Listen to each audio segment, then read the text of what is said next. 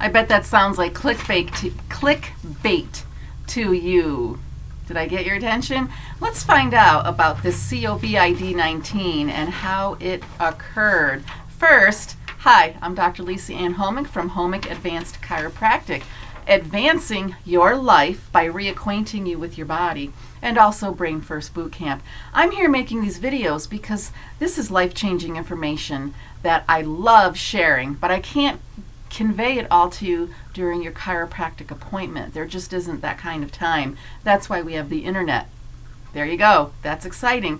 Also, everyone must grow their talents every day. In fact, we must expand our talents beyond our comfort zones.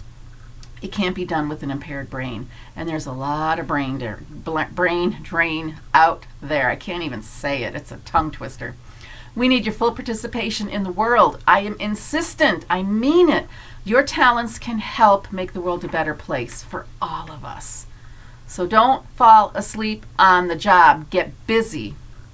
I teach the Brain First protocol because brain first, body follows. If we flipped it around and we did body first, ignore the brain, well, that explains why our healthcare system is in such a mess. We can turn that around.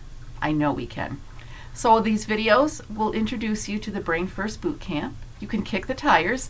Nothing is in any particular order here. It's just little snippets of information as I come along and share it with you. You can kick the tires, but eventually you do want to get in the car and drive. And how do you do that? You get some Brain First Boot Camp coaching sessions under your belt. That way we individualize it for your specific situation. Let's not go through life with brain drain. You know, the brain dead is an actual medical diagnosis. Don't go there. Your spine-brain circuitry must be nurtured. Don't put it on the back burner. It doesn't have autopilot for too much longer, depending on how you address it and take care of it. But welcome to today's topic. I got my copy of Wise Traditions in the mail. It comes every quarter. This is the publication of the Weston A. Price Foundation, and I'm going to read to you an article written by Sally Fallon Morell. She is the president of the Weston A. Price Foundation, and she writes a story about herself in this article, a case of COVID, do-it-yourself treatment plan. I'm going to read through it and stop here and there with my comments. But it started as a dry cough because we had guests coming for a long weekend. I just ignored it. But as the weekend wore on, I became more and more tired. Worse, I was short of breath with pain in my lungs. I also lost my sense of smell, burning the bacon in the oven several times. When the guests left, I fell into bed and slept for 3 days. Never had I felt such overwhelming fatigue. I used a fingertip pulse oximeter to measure my blood oxygen level. It was in the high 80s when it should be 95 or above. But the worst symptom was a kind of depression, like a black cloud hovering over me. A full recovery took 4 weeks, getting only a little better every day. Does this sound familiar? Everybody talks about this in their conversations. You hear about it on the news. So this is going to be interesting. This was not the flu, she says. It was a case of COVID-19. And she's going to tell you what it is. With the flu, you're achy, stuffy, and feverish, miserable for a day or two, followed by a quick recovery. COVID is a cold illness, slow to resolve, with none of the usual symptoms. I had a dry cough, but no sore throat. At a gathering I attended after my recovery, half the people I talked to said they'd been sick and described similar symptoms: dry cough, loss of sense of smell, painful breathing, and extreme fatigue. Some had nausea and other GI symptoms. On the other hand, one friend of mine went through several weeks of just feeling very tired with no other symptoms. All over the place. And I guess that depends on what state your nervous system is in. Are you ready for this kind of a stress? Everybody's different. In fact, your nervous system is so unique to you because you've already taught it through a lifetime of experiences. Your experiences are different from everybody else's, which means your nervous system is going to be different from everybody else's. It's unique. One size does not fit all. That's why treatments, and we don't treat, we complete here at the office. There's a difference between treating and completing. But your nervous system is so different. That means everybody is going to have different needs. And let me continue on. How do we contract COVID-19? In my case, I believe it was a trip taken the week before with one-stop flights both going and coming, meaning lots of time in airports and a lot of exposure to highly saturated Wi-Fi, now installed in most airports, both large and small. Let me stop there. Any kind of traveling is going to be a stress on your body. Totally. Even if it's a road trip, you go somewhere that's a few hours away, and we're just busy at the holidays. We are so busy. We just push and push and push. And our nervous system finally says, okay, it's time to rest. And if you don't actually do it, we're going to do it for you. Let's see. COVID can happen after exposure to FIVE, the letter G, emitters on the street. In parentheses, it says here, FIVEG does not penetrate into your house. Also, exposure to the FIVEG installed inside certain places of work, like warehouses and meat processing plants. People often get sick after super spreader events, like concerts or sports events, with lots of people together, everyone with cell phones, and possibly FIVEG inside the building or outside for the outdoor events. Or it could just be overexposure to Wi-Fi in your own house. Typically not FIVEG, but it's on 24 hours a day. Overuse of a cell phone also contributes to this. Remember that FIVEG is now coming from space, which explains cases happening in rural areas. So she's focusing on this total change in our environment, that we don't give it a second thought. But maybe it's time we do. Probably everyone will contract COVID at some point, and that may not be a bad thing. Ilana Nerpi, the Italian physician who wrote the article questioning COVID back last summer, I have a video on that, believes that our bodies can adjust to a certain amount of microwave radiation, just like we have adjusted to radio waves, possibly by adding new receptors to our cells. This is likely a process that calls on a lot of nutrients. It's like growing your hair. If you want to have thick, long hair, you better have the nutrients. And just like if you want your cells to be stronger so it can withstand stress, you need nutrients. You can't starve your way into health. That's my comment. So that is why we have the overwhelming fatigue that most people experience when they get COVID. Now remember, fatigue is a sign you are trying to heal and rebuild. Your body wants to repair itself. Where your body lost a lot of energy, it's time for your body to replenish that energy. And that's why there's so much fatigue going around. That is when your body is begging for more nutrients, and it's forcing you to give your body attention. This doesn't mean that getting COVID once will protect you against getting it again, but a bout with the illness may provide some resistance in the future. So the dietary strategies she's listing here. During the period of the worst fatigue, there was only one food I wanted to consume: raw milk. I drank about a half a gallon each day and ate nothing else.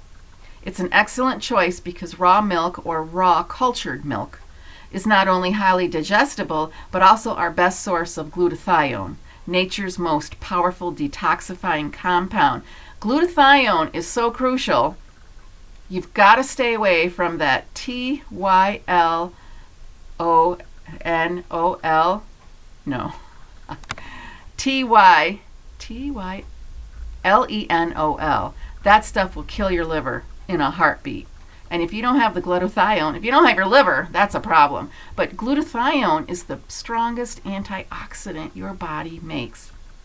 Let me get back to the article. But that's the first thing they give you. If you're in the emergency room with an illness, they're going to throw something in your face. It's either going to be ibuprofen or Tylenol. I'm just going to say it.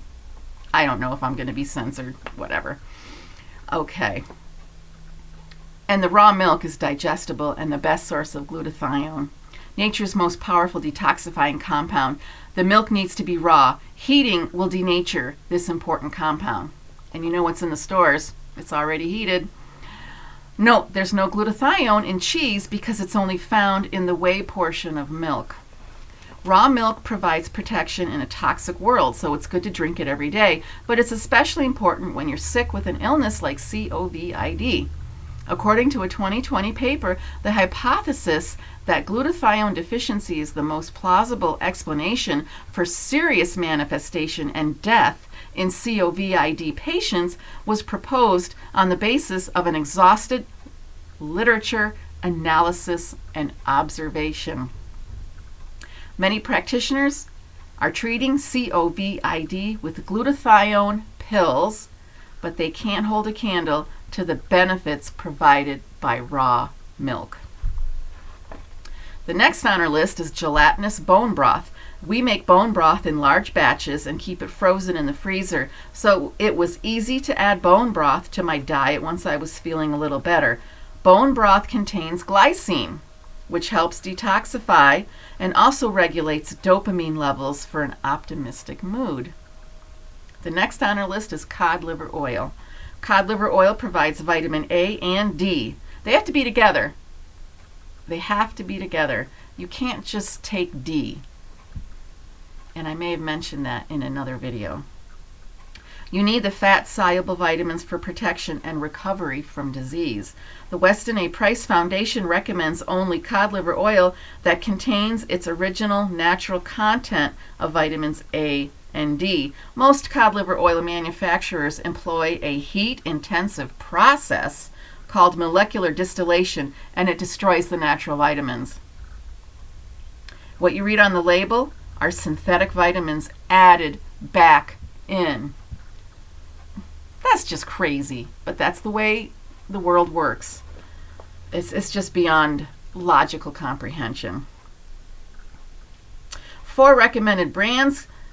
You can consult our shopping guide or visit our Cod Liver Oil Basics webpage. I take cod liver oil every morning, but during the illness I took a second dose in the afternoon. I could actually feel that black cloud lift after taking it, although in the early days of the illness the effect was only temporary.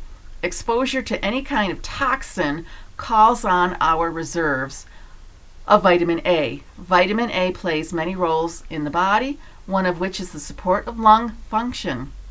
Vitamin A also supports the production of hormones for the sympathetic nervous system, my favorite topic.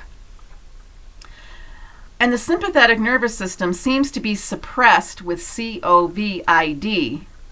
That makes sense because we know disease just means you have an exhausted nervous system. And fight or flight is important for survival. The brain uses that to keep you healthy and keep you alive. But there's a point where you have no fight left. And that's the way opposite extreme. And we don't want to get to that point. So a good source of vitamin A is a must for recovery from COVID. And cod liver oil provides plenty. Let me add in here. If you take vitamin D, you are actually dropping your vitamin A supply in your body. There is a proper way to maintain your vitamin D balance. That's my comment. Let's continue on. The next thing is vitamin K. It's important to balance vitamins A and D and K2. Vitamins A and D tell the cells to make certain proteins, and vitamin K2 activates these proteins after signaling by vitamins A and D. Dr. Weston Price found that giving cod liver oil worked much better if given along with a source of activator X, which we now know to be vitamin K2. That's why we recommend taking cod liver oil with high vitamin butter oil or Australian emu oil, both good sources of vitamin K2. That's exciting stuff, and I know not a lot of people have heard about that combination is so useful and important. 1/2 teaspoon of either with 1 teaspoon cod liver oil will provide the nutrients you need to assimilate minerals, make hormones, generate energy in your cells, and help you recover from illness, including the illness that is called COVID. Poultry liver from chicken, duck, goose, or turkey provides a nice balance of A, D, and K. Once my appetite returned, I enjoyed eating chicken liver pate. The next on her list is B vitamins. One symptom of severe COVID is COVID toes. Toes, you know, the feet down here. Red, swollen, and sometimes itchy toes and fingers, very similar to pellagra toes, caused by lack of niacin, which is vitamin B3. The logical conclusion is that COVID will use up your niacin. So more is necessary when we are sick. Deficiency of vitamin B1, called beriberi, may also predispose us to COVID-like illness, as a key symptom of a B1 deficiency is shortness of breath. As with vitamin D, sidebar at the bottom of the article, taking one or more B vitamins in isolation can lead to imbalances of other B vitamins. So the best protection will come with a good B vitamin complex. I routinely take 1/2 teaspoon B complex, a liquid formulation, and although I didn't have any problems with my toes or fingers, I doubled this amount while recuperating. And she's footnoted different things at the end of the article for further study. The next on our list is vitamin C. Vitamin C supports the healing process. Natural is always best, as synthetic ascorbic acid can deplete copper, among other nutrients. Amla C, made from the ascorbate-rich fruit of the amalaki plant, commonly known as the Indian gooseberry, is a good choice. There are many brands. Look for one that contains only dried amla pressed into tablets without other ingredients. The actual vitamin C dosage on the label may seem small, but I have learned from experience that just a few tablets of Amla C are just as effective as a large dose of synthetic ascorbic acid, which yuck, synthetic, yuck. I take 6 tablets daily and continued this dose during the illness. Another good source of vitamin C is rose hips. Okay. I'm going to stop here. Look for part 2. More exciting stuff. She's going to talk about zinc and saturated fat and just give her final summary of this whole COVID stuff and what she calls her COVID kit. I'm going to save that for the next video. I hope you enjoyed watching this. Check out the blog as well and look for the next video. Thanks for watching.